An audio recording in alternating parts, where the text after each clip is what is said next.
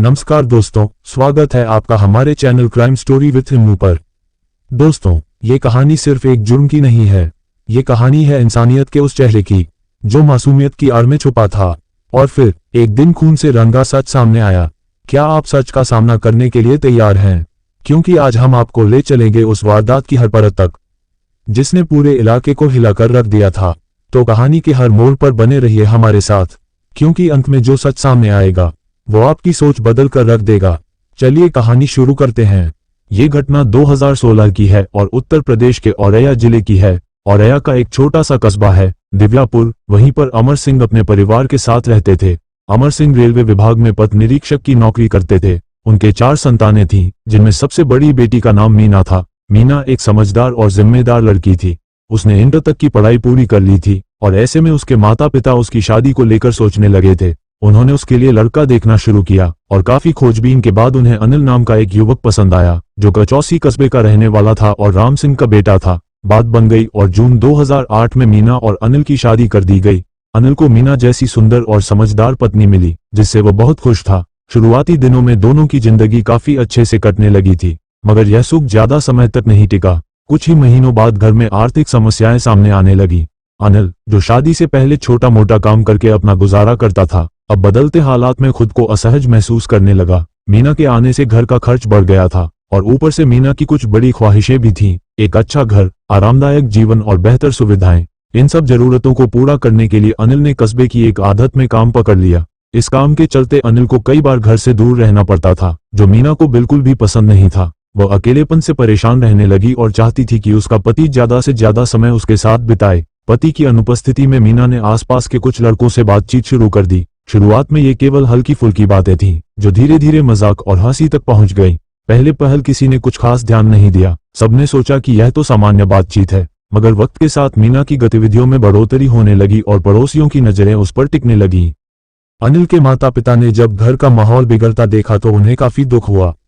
उन्हें महसूस हुआ कि बेटे की प्रतिष्ठा और घर की शांति दोनों ही खतरे में पड़ती जा रही हैं।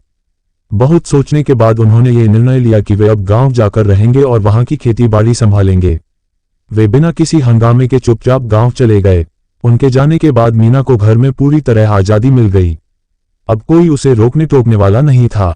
अनिल भी अपने काम के सिलसिले में ज्यादातर वक्त बाहर ही रहता था, जिससे मीना खुद को बेहद अकेला महसूस करने लगी।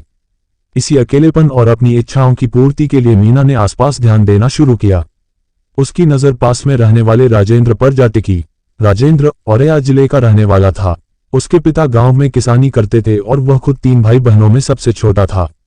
बीकॉम की पढ़ाई पूरी करने के बाद उसने कचौसी कस्बे में एक अनाज मंडी की आढ़त में मुनीम की नौकरी कर ली थी, वही जगह जहां अनिल भी काम करता था।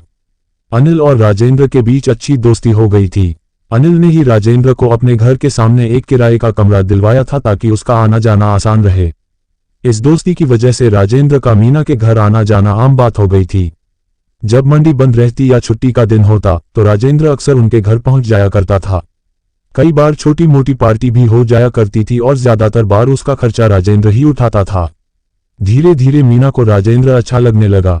उसने उसे अपनी ओर आकर्षित करने की कोशिशें शुरू कर दी। कभी सज धज कर दरवाजे पर आ जाती तो कभी किसी बहाने बात छेड़ देती। राजेंद्र भी ये सब समझ चुका था। मीना की आंखों में उसके लिए जो भाव थे वो अब छुपे नहीं थे। फिर एक दिन राजेंद्र को पता चला कि अनिल 2 दिन के लिए बाहर गया है। बस फिर क्या था, उसका ध्यान पूरे दिन काम में नहीं लग पाया। मीना का चेहरा बार बार उसकी आंखों के सामने घूमता रहा। शाम को जब वह घर लौटा तो देखा कि मीना दरवाजे पर पूरी सज धज के साथ खड़ी है। राजेंद्र का दिल जोर से धड़कने लगा। उसे पता था कि अनिल घर पर नहीं है, इसलिए वह सीधे मीना के घर चला गया। राजेंद्र कोई बच्चा नहीं था, वह मीना के इशारों को पहले ही भांप चुका था। और फिर वो लम्हा भी आया जब दोनों ने सारी सीमाएं लंघ दी। इसके बाद जैसे सब कुछ आसान हो गया था। जब भी अनिल घर पर नहीं होता, राजेंद्र मीना से मिलने चला आता, मीना के साथ वक्त बिताता और फिर चुपचाप वापस लौट जाता। अब मीना भी पहले से कहीं ज्यादा संतुष्ट और खुश रहने लगी थी। उसकी चाहतें पूरी होने लगी थीं और जब भी वह कुछ पैसों की जरूरत जताती, राजेंद्र बिना कुछ कहे उसे पैसे दे देता। लेकिन ये सच है, चाहे गलत काम कितनी भी सावधानी से किया जाए, एक ना एक दिन उसकी परतें खुल ही जाती हैं। मीना और राजेंद्र के बीच जो कुछ भी चल रहा था, उसकी भनक अब आसपास के लोगों को लगने लगी थी। धीरे धीरे लोग फुसफुसाने लगे और यह बातें आखिरकार अनिल तक भी पहुंच गईं। शुरुआत में अनिल को उन बातों पर यकीन नहीं हुआ, लेकिन जब उसने पहले की कुछ घटनाएं याद की, जैसे मीना और राजेंद्र का खुलकर हंसना, बार बार एक दूसरे से मिलना, तो धीरे धीरे सब कुछ जोड़कर समझ में आने लगा। पहले जो बातें उसे सामान्य मजाक लगती थी, अब उनमें शक साफ नजर आने लगा। अनिल ने जब इस विषय पर मीना से बात की तो उसने बात को टाल दिया। कोई ठोस सबूत भी नहीं था जिससे अनिल कुछ साबित कर सके, लेकिन अब उसका दिल पहले जैसा नहीं रहा था। इसके बाद से अनिल ने उन दोनों पर ध्यान रखना शुरू कर दिया। कुछ ही दिनों में एक ऐसा दिन आया जब राजेंद्र आदत पर नहीं आया। अनिल को कुछ अजीब सा महसूस हुआ और दोपहर में वह अचानक घर लौट आया। घर का दरवाजा अंदर से बंद था और भीतर से हंसी की आवाजें आ रही थीं। अनिल का दिल तेजी से धड़कने लगा। उसने खिड़की के पास जाकर अंदर झांका और जो देखा उससे उसके पैरों तले जमीन खिसक गई। अंदर मीना और राजेंद्र एक दूसरे की बाहों में खोए हुए थे। इस नज़ारे ने अनिल के सभी संदेहों को यकीन में बदल दिया। अनिल जैसे तैसे खुद को संभालते हुए शराब के ठेके तक गया और वहां जाकर जमकर शराब पी। नशे में डूबा हुआ वह लड़खड़ाते हुए घर लौटा और दरवाजे पर जोर जोर से पीटने लगा। कुछ देर में दरवाजा खोला गया।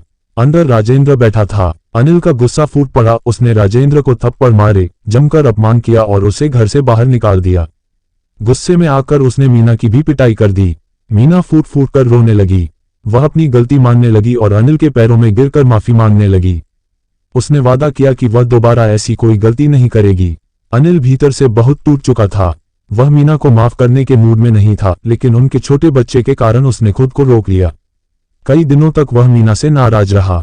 धीरे धीरे मीना ने उसका गुस्सा शांत करने की कोशिशें की और समय के साथ अनिल को लगने लगा कि शायद मीना ने अपनी गलती समझ ली है। लेकिन सच कुछ और ही था। मीना ने ऊपर से सब कुछ सामान्य दिखाया, पर दिल से वह अभी भी राजेंद्र को भुला नहीं पाई थी। अब अनिल के साथ उसका रिश्ता बस एक जिम्मेदारी बनकर रह गया था। उधर राजेंद्र भी अंदर से बुरी तरह बेचैन था। अनिल द्वारा सार्वजनिक रूप से अपमानित किया जाना उसके मन में जलन छोड़ गया था। अब न दोस्ती बची थी और न ही कोई भरोसा। दोनों एक दूसरे को देखकर नजरें चुरा लिया करते थे।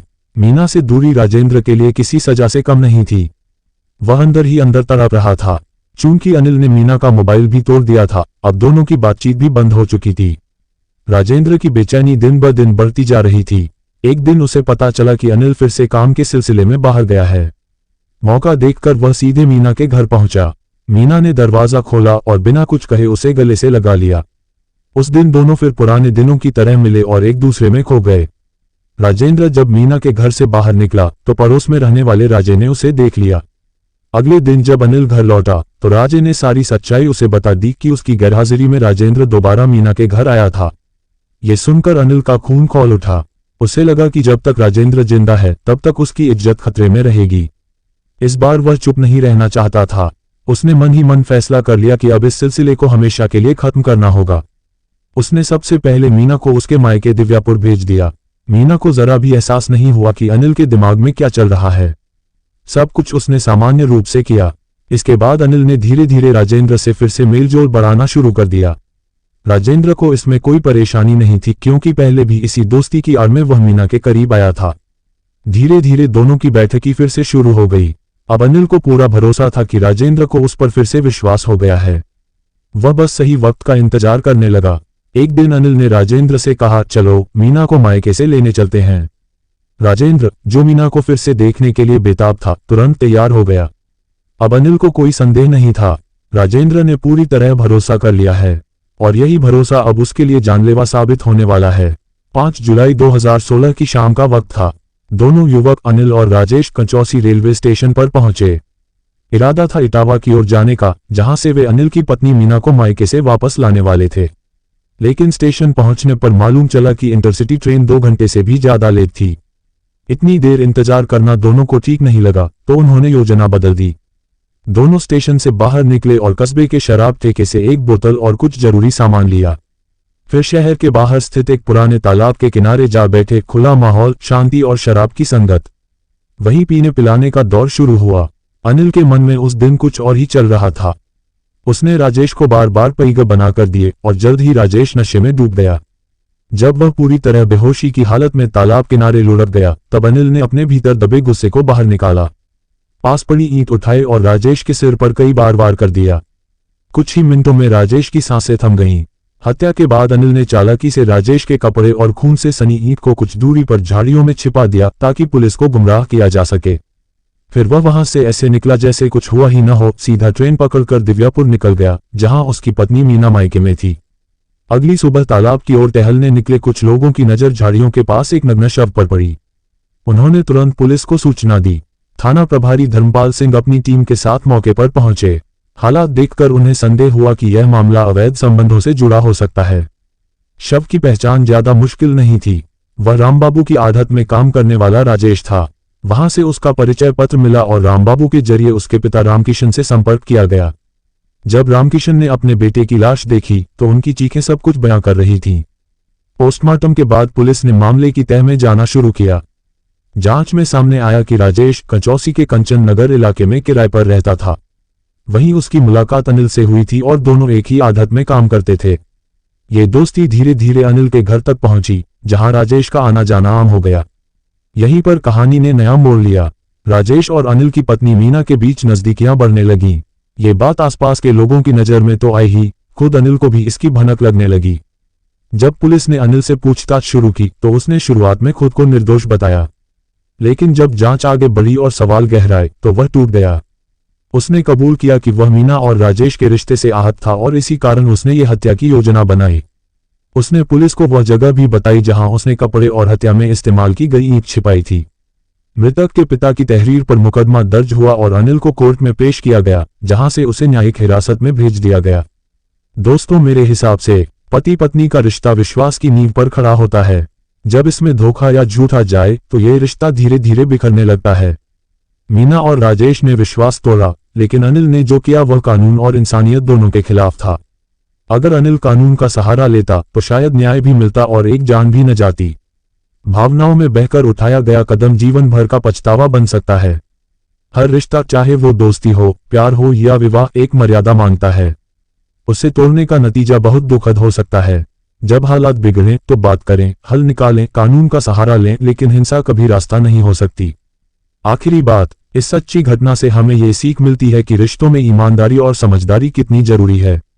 साथ ही यह भी कि गुस्से में लिया गया कोई भी फैसला सिर्फ नुकसान ही करता है, दूसरों का भी और खुद का भी। आइए हम सब मिलकर ऐसा समाज बनाएं जहां भरोसा, प्रेम और इंसाफ को सबसे ऊपर रखा जाए। इसी सोच और सीख के साथ मैं फिर लौटूंगा एक नई सच्ची घटना के साथ। तब तक सुरक्षित रहें, सतर्क रहें और याद रखें, हर कदम सोच समझकर उठाएं।